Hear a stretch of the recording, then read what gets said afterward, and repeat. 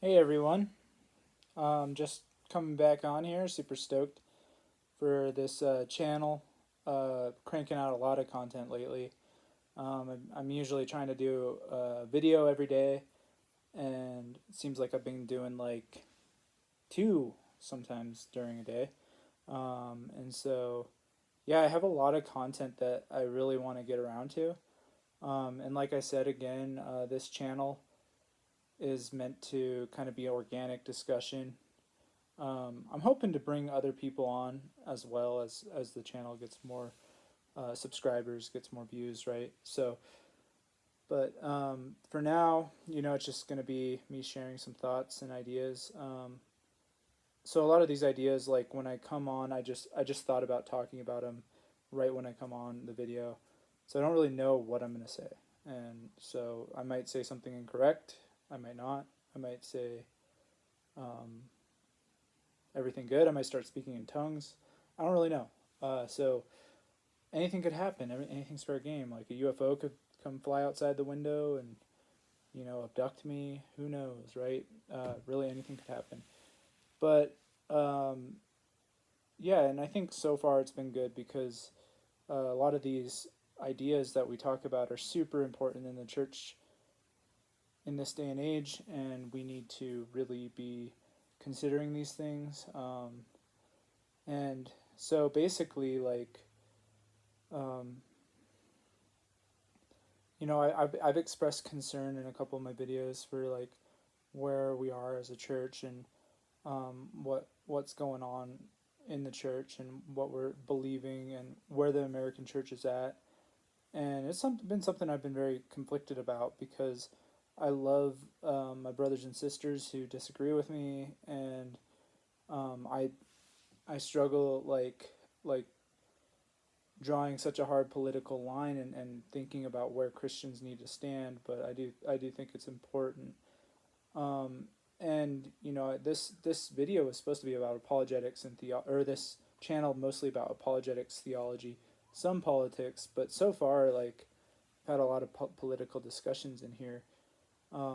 But I think it's very important, and um, so this one's going to be kind of about Marxism because I think like if you really think about what Marxism is, what its goals are, and its roots, its ideology, and its historical failure, its historical evils, uh, and then you consider that like that's the main motivator in the left right now, and that's what's moving the left and giving it the force behind it is like this motivation of like victim status of rebellion against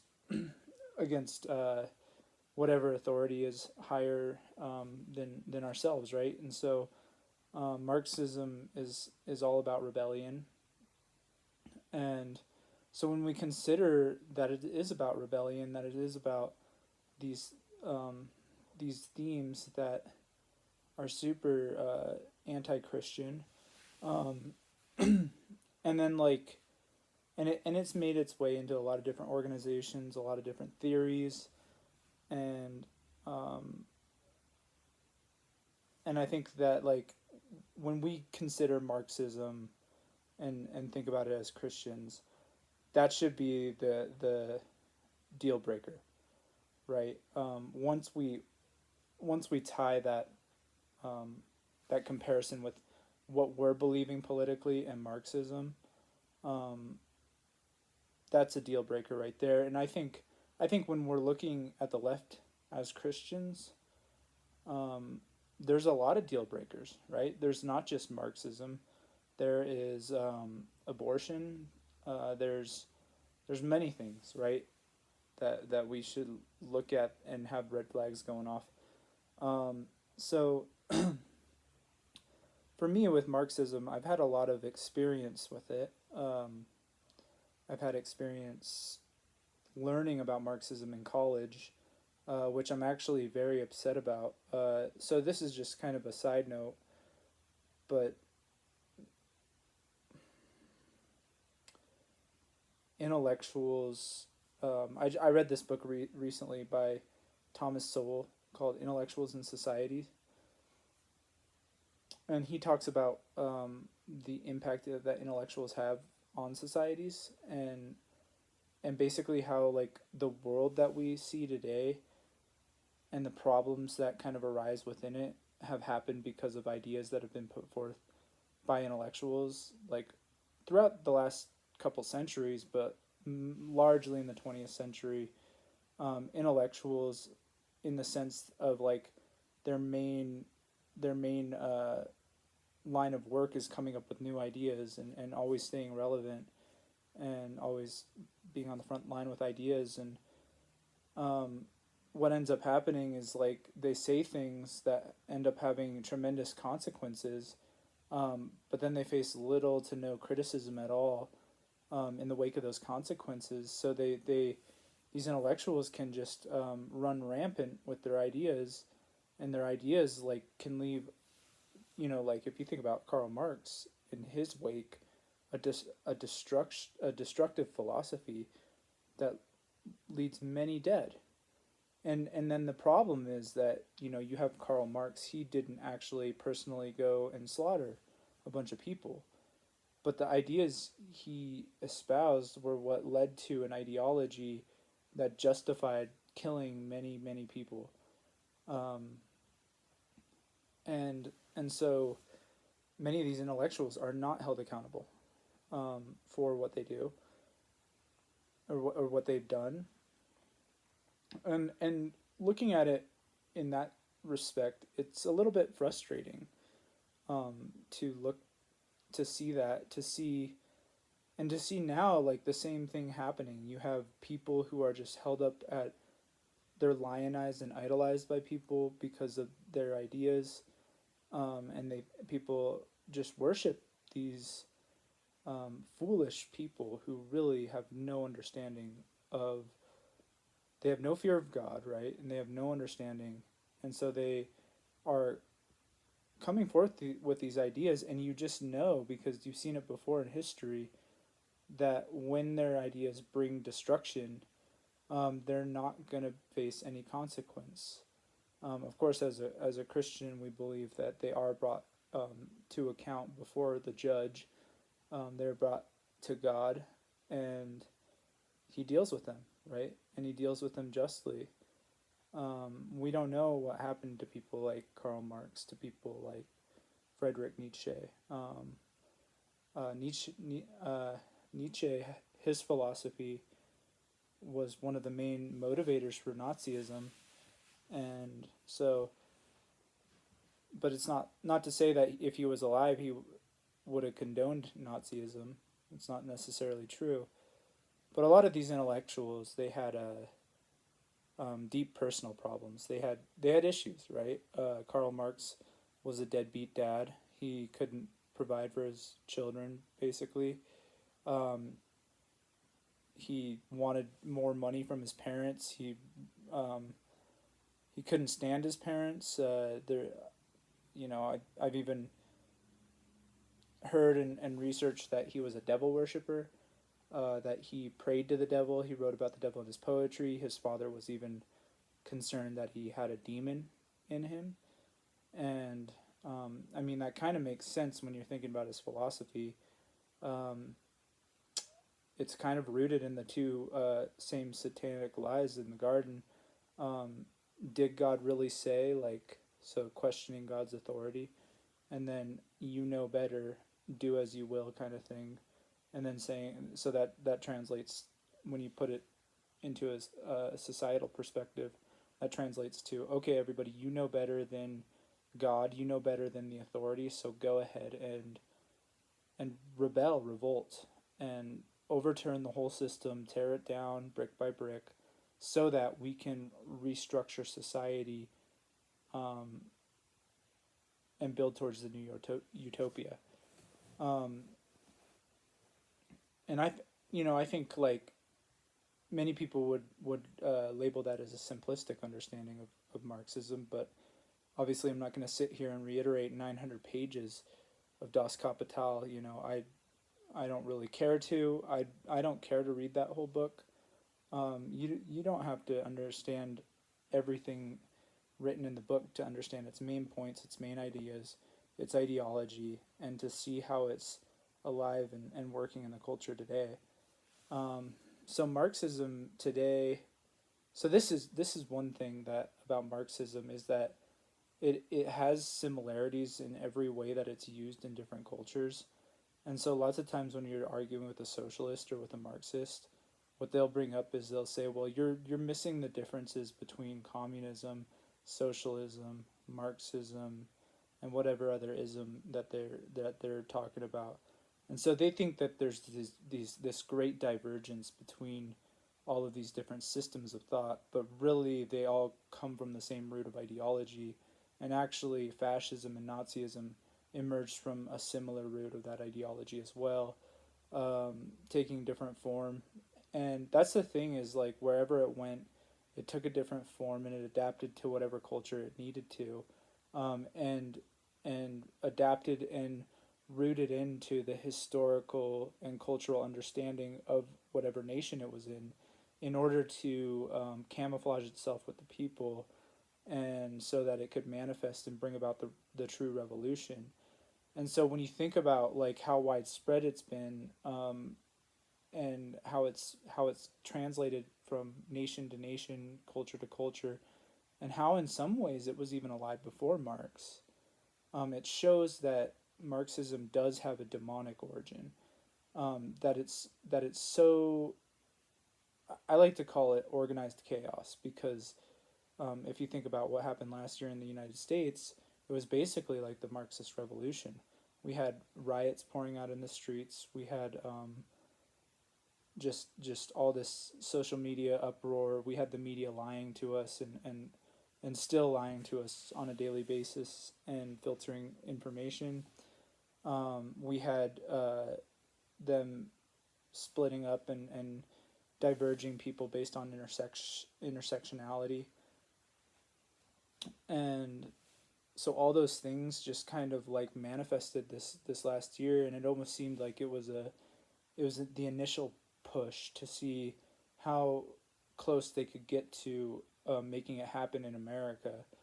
And many of the church fell for it, and I'll admit I was still a Democrat at that point, and I fell for it at first too, because seeing the video of George Floyd really wrecked me and made me very angry, um, and upset me, and I got sucked into it for a bit, and then I kind of recognized what was going on, and then I like got concerned and started to become a conservative, but like ultimately was just really concerned about how people were thought policing each other, how people were monitoring everything everybody was saying, how people were demonizing any outliers, how anybody who deviated from the ideology was all of a sudden a wicked person. And I started getting verbal on social media and warning people and facing a ton of backlash for it from friends and family, losing a couple friends over it. Um, but I actually posted a bunch of things and I took down like a bunch of my posts out of respect for somebody who I really respect, who requested that I take them down. And I took them down, but I didn't regret posting them. Some of them were very controversial, right? And but I stand by all those things that I said, because the things that was talking about were actually happening, and there wasn't anything that I said that was wrong or untrue. Um, and some of them were memes, because you can get across a big idea through a meme, but they were memes about what was going on and what was happening in the world, and so I posted them, and I don't regret them. But basically, I saw this huge wave happen, and I saw in that moment like a case study in America of how American Marxism was going to have to be implemented and work. And so basically in America over the last couple decades, um, the American Marxists have been trying to figure out how they can bring the masses together in a form of solidarity in order to bring about the revolution to overthrow what they perceive as the bourgeois, who is anybody who's standing in the way of their goal, which would have to mean most likely Christians, right? Most likely religious people who understand that there's a higher morality, there's a higher truth than what the Marxists say there is, and higher than the state, right? So we know that as Christians, we know that God is the ultimate judge. He's the ultimate authority. It doesn't matter if we are dragged to gulags, and tortured for years, because ultimately, if we're killed, even if we're persecuted, um, nothing can separate us from the love of Jesus. And that's hard, because that's hard for a Marxist to really, um, or a communist state to really understand, because they demand total allegiance, they demand totally ideological conformity, and if you don't conform ideologically, they don't know what to do, right? And as a Christian, as a born again Christian, you really are unable to conform to their ideology, because because it demands a higher place than God. It demands to seek to do away with God. And so basically, going backwards, throughout these years, we've seen, um, these decades, we've seen pushing towards uniformity, pushing towards solidarity, and that happened in the Vietnam War. Push, the Vietnam War revolution, the cultural revolution of that era, and then lately, just this last year, which I would say was likely even more divisive than the cultural revolution of the '60s and '70s, was was the I don't even know how to explain it, but the cultural revolution of this era, which was brought about not by accident. It was there were people who were pulling the strings, trained Marxists who really understood what was happening, and agitators in these crowds who were wanting to spread violence, people who understood that the best way to win the war was through intimidation, thought policing tactics, and many other things. Um, and so they kind of created a solidarity with Black Lives Matter, and getting everybody on board with that, because basically, if you don't chant that Black Lives Matter, that means you're a racist because you think Black lives don't matter. And so they were able to demand uniformity through that, which, when people were actually criticizing Black Lives Matter, they weren't criticizing the slogan, they were criticizing the movement and the organization, because they're crazy. Yeah, they're crazy. Um, they're Marxists who think that, they actually think they want, um, prostitution to be normalized. They want, um, families to not exist. I don't even know how you keep the human species going if families stopped existing. Obviously they hate Christianity, so that's another reason for Christians to avoid that movement. But and I'm not saying that everybody out there who held a Black Lives Matter sign I despise or anything like that. I think a lot of these people were swept up in a wave of emotion and swept up in a wave of passion, um, without fully understanding what the real motivation was, on the end of the Marxists, which was total political power. I firmly believe that these people were acting opportunistically, that they didn't actually care. I'm talking about the organization Black Lives Matter. I don't think that they actually care about black injustice, or injustices against black people, or police brutality, or any of these things. But they do care about political power. They do care about making lots of money. They're making billions of dollars. They basically intimidate people into donating money, intimidate corporations into donating money, and then um, so yeah, the rabbit hole goes really deep with them. But also, if they were really caring about Black lives, why would they be teaming up with Planned Parenthood, like the most racist, systemically racist organization in the world? Um, Disproportionately targets black babies. It was actually started by Margaret Sanger, who was a vicious racist.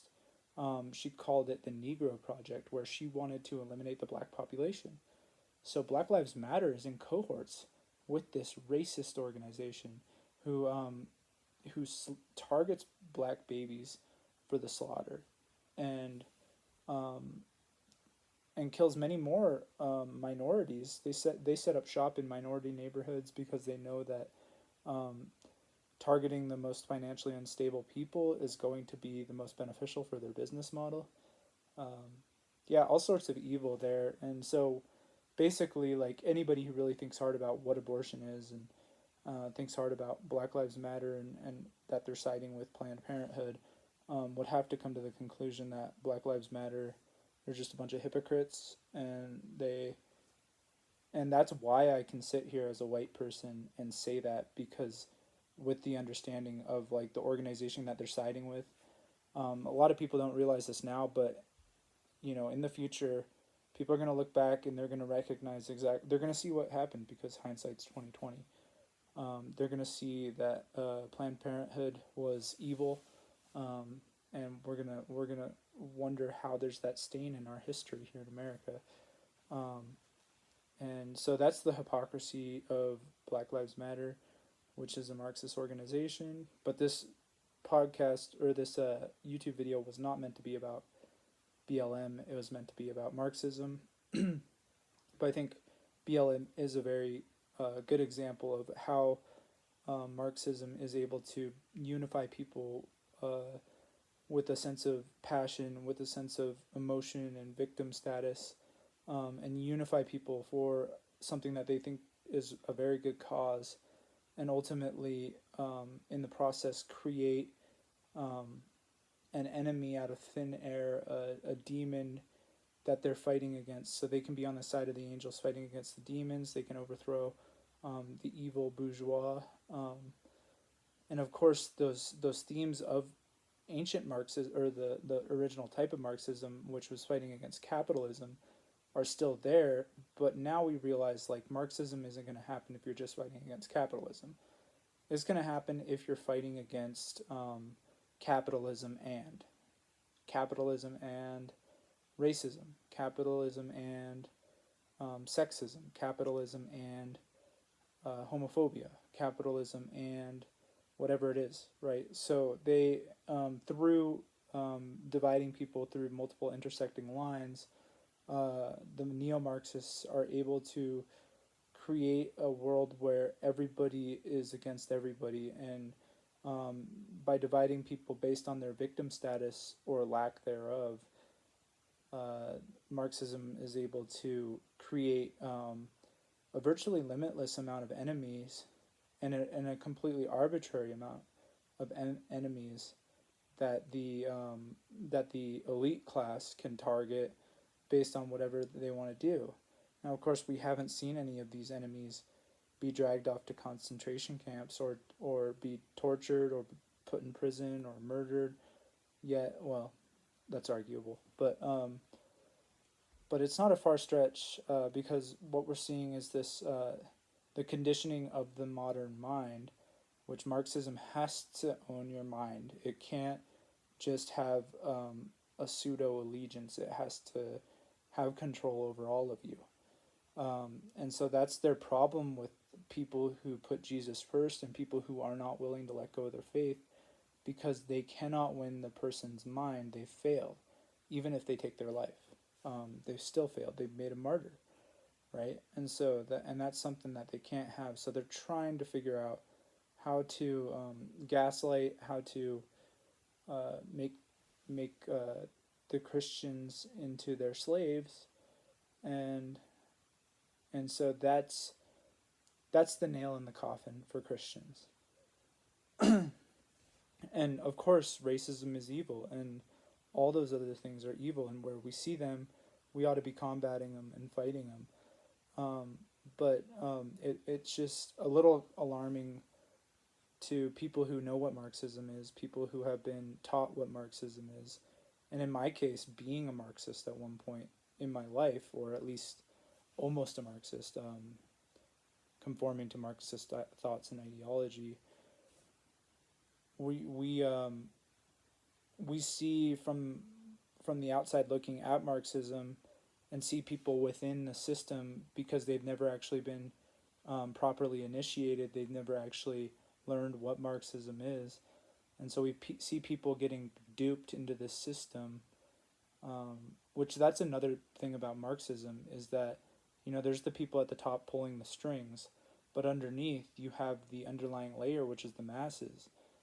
Hardworking, tax-paying people, good people, uh, like your aunts and uncles, your friends, your family members, and they can be influenced through the media, um, through their peers, into becoming Marxist without knowing it. So here in America right now, you have people who claim that they hate Marxism, but are actually, and they're not on the left. Some people even claim that they're Republicans, but they're being swept up in the ideology of the Marxists. So they're being duped in that sense. Um, so what we see as Christians who know what Marxism is, and I might have like a different understanding of it being taught what it was in college and like actually um, subscribing to that worldview for a while when I was younger, and seeing Christians like kind of kind of fall for it, um, which we have to give each other grace and teach and warn. Um, but when you are so certain of the demonic nature of Marxism, and when you see the destruction that it's caused throughout history, and specifically the hatred that it has towards the church, and you see people within the church who are falling into Marxism or whatever Marxist theory it might be, um, it's it sets off red flags, and as Christians we need to just reject it, and that doesn't mean that we have to be, because what happens when you reject the new Marxist model here in America today is you're labeled as a Nazi, you're labeled as a racist, you're labeled as this and that. And so if you're being slandered for your political beliefs, it's likely because you are rejecting the modern Marxist model.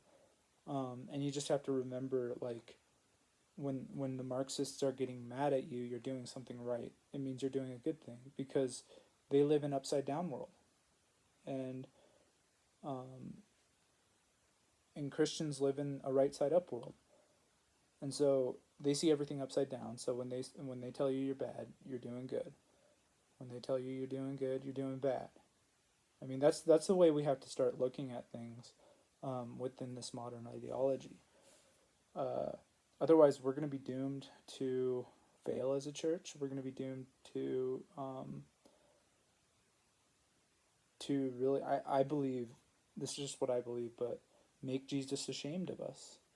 If we conform to Marxism, when it comes in, it's gonna start persecuting the church. And I know I talked about this in another video, but it's gonna start persecuting the church, and then we're gonna be on the side of that persecution.